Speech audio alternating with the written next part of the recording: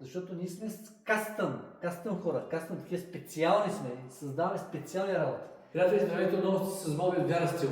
Искам да ви презентирам поредният обект в зала театрална с фрезовно пълно отопление. Решихме да снимаме сега, преди да сме заляли с саморазлива маска, защото като залеем и снимаме, то се получава един бял пот, който общото не може да се види много хубаво. Но това е всекидневната. Да ви презентирам, този апартамент е 125 квадрата жилищна площ. Да. И искам да ви покажа още нещо. Това е апартамента. Тук има колко? Една детска.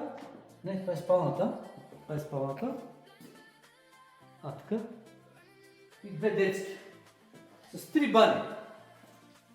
3 бани. Е така на баня. Тая детска нощна баня. И е така. Колко кръга излезнаха? 10 кръга излезнаха, май. Я да видим колко е. 4, 6, 8, 10 кръга. Средно по 80 метра беше кръг. Нещо такова да прекър. Средно по 80 метра кръг. И нещо интересно, хибридна отоплителна инсталация между ТЕЦ и термопомпа. Използваме LG. LG използваме, защото LG са марката, фирмата, която ни предоставя най-отворен ресурс, с който ние можем да боравиме, да твориме, да сътворяваме, защото, както казва Ради, така трябва да сложим тук R отстрани запазена марка, защото ние сме кастъм хора, такива специални сме, създаваме специални работи. Така, това е вградена в стената, както виждате, термопомпа инсталация с теца.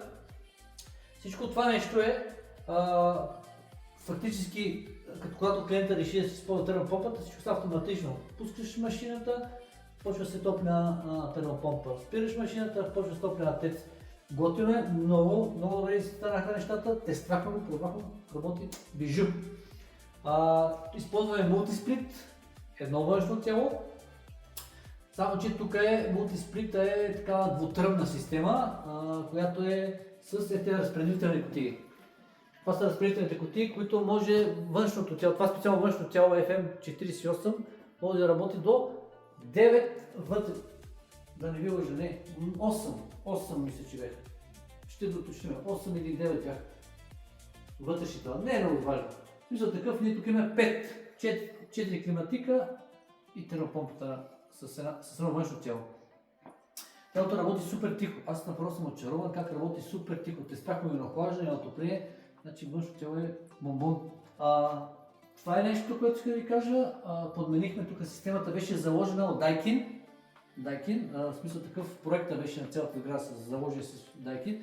Ние подменихме техните кутии, защото едната кутия на Daikin беше в банята, където се къпат в душа. И трябваше да падне, покажете така. Просто кутиите са дебели, както дайкинските, така и те. И трябваше да се направи, нали, така пола. И тук е едната кутия дайкинските.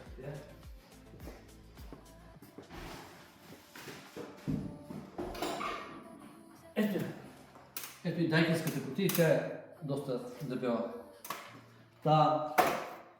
Подменихме използвахме LG, защото просто Daikin не му предложиха на клиента решение, което ние направихме. Няма такова кастъмно решение, което ние можем да направим. Така че хора, да знаете, ние сме вашите такива момчета, които ще ви свършим така кастъм работа, защото това е много специфично.